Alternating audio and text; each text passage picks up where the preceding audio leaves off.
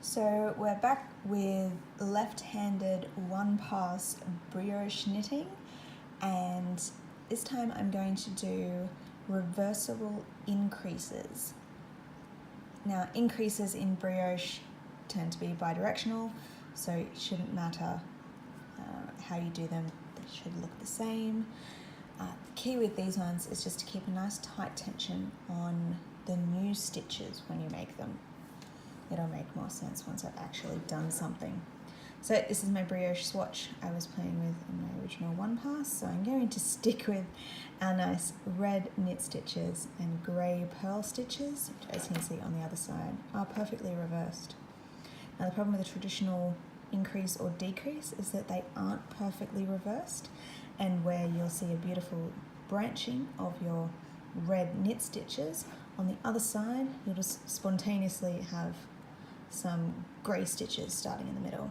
There are some photos on my blog if you'd like to have a look at that further, but I don't like that. I like it to be completely reversible so I can feel what colour I want to wear today and show that one off a little bit more. Also, if it's something like a scarf, then of course you're going to be seeing both sides around the place, so it's nice to be able to see the pattern on both sides. So I've figured out these completely reversible stitches. It does require a cable needle because what we're going to be doing is moving the stitches around. So what we want to be doing is increasing here, but we also want to be increasing, say, here. And if we don't, so I need to take the new stitch that I'm putting in here over here and the new stitch over there so that everything branches out neatly. Okay. It sounds a little bit complicated, but once you actually do it, it all makes sense. So let's get a couple of stitches in and I'll show you what I mean. So I'm already good with setting up and getting the hang of our one pass brioche. Let's get the hang of this first because the increase is just going to be easier. I have to get the hang of tension and this will be a whole lot easier as well. Not my strong. Very much where I'm working.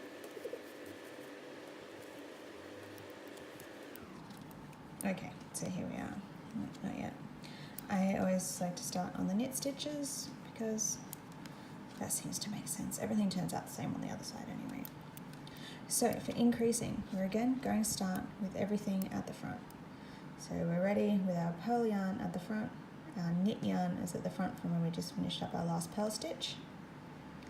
And then we're going to knit it, or brioche knit it, as normal. But we're not going to drop this original stitch off. So I'm just going to pop that out of the way for now, grab my cable needle and grab that original stitch. I'm just going to stick it there for a minute at the front of the work. So this is where it's good to keep that tension on that stitch that you've just made. I'm now going to do almost the same thing for my pearl stitch. So that's my knit stitch there. We're going to do the same thing for the pearl. So I'm going to take it, we're going to make the pearl stitch as we would usually do. Alright, burp stitch or brioche pearl. Oh, don't do that, you silly thing. Except instead of leaving that on the left needle, we're going to pull it out so there's plenty of it hanging around and we can't lose it, and just leave it at the back there. So I just lay it down there and leave my finger on it. Because then I'm going to make sure that my knit yarn is in the right place, which it isn't at the moment. It's at the back, it needs to be at the front. And then just slip that original pearl stitch I've just knit into, purled into, over to the left hand needle. Then I need to move my knit yarn. It all seems a little bit odd moving this yarn around so much, just moving these stitches. But if you don't, you'll end up with all sorts of crossovers in weird places. So just move that to the back for now. We'll get this cabled stitch that we left at the front there. Pop that one over to the left needle. Okay. Now we can put our yarn back at the front, our knit yarn back at the front, and pick up that pearl stitch we left hanging at the back. So I just want to make sure that we're going to put it back into the work the right way up. So if I pull on this one, it's going to pull on that, so we don't want that one at the top. Flip it over, we'll try that again, check that nothing's twisted, and that it's going to be the back one that pulls loose. So then I'm going to pop that back on the left needle as well and pull that up tight. And that is it, that's your increase. It looks like a total mess at this point, but don't worry about it, it'll come out gorgeously. So give it a couple more regular stitches. Now we've worked both the knit and the purl stitch in that entire maneuver, so we're back now to a knit stitch. Do a couple of those just to clear the space out a little bit.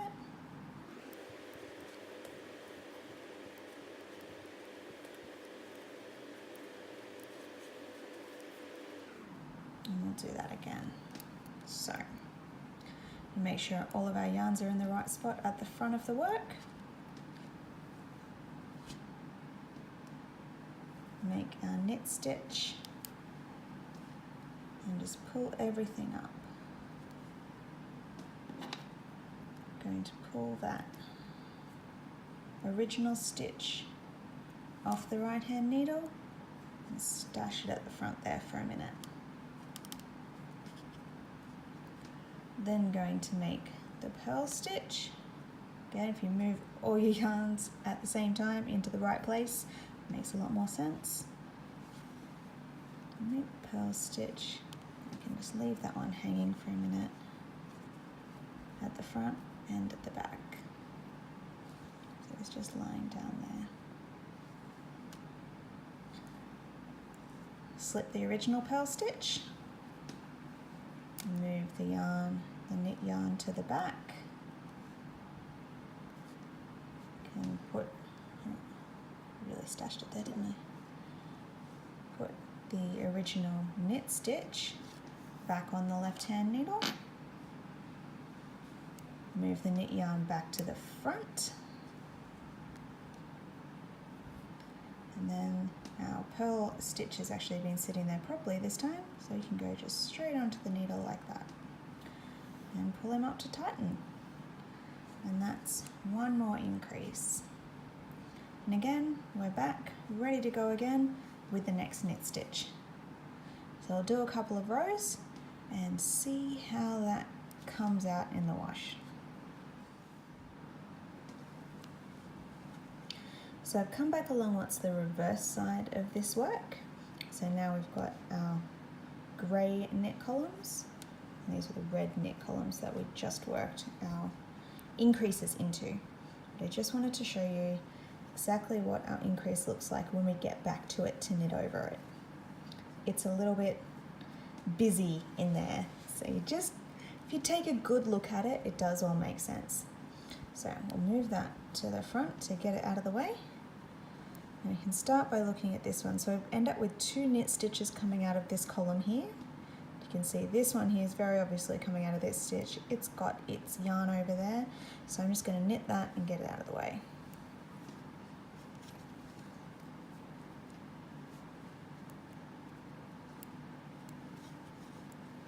Cool.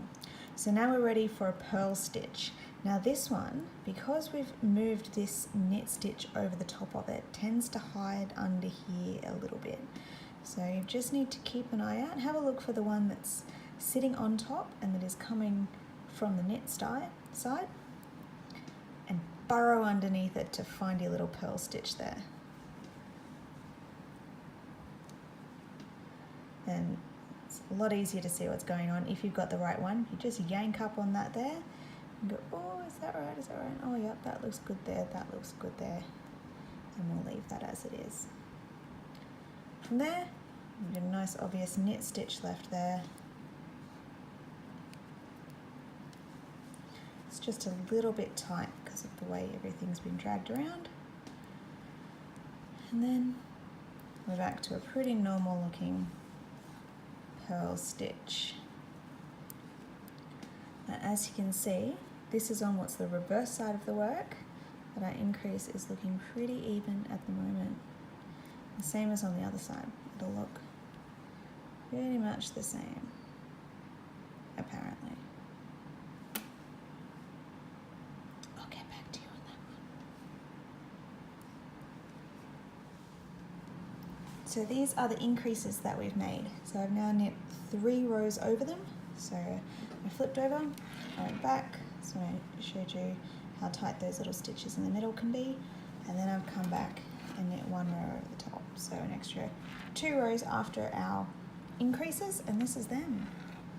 So this is the knit side, 1 and 2.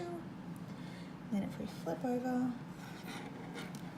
so what is our reverse side, which is also a knit side and also has perfectly branching increases.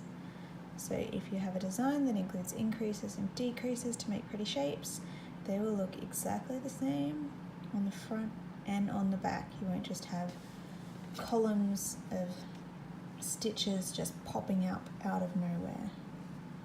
Exactly the same on both sides. And those little ones there, like I said, my tension is terrible and I rely on blocking a lot. So you can just move those stitches up a little bit so that they sit on top there. And they'll turn out just gorgeously. So that is your completely reversible increase in brioche 1-pass knitting left-handed.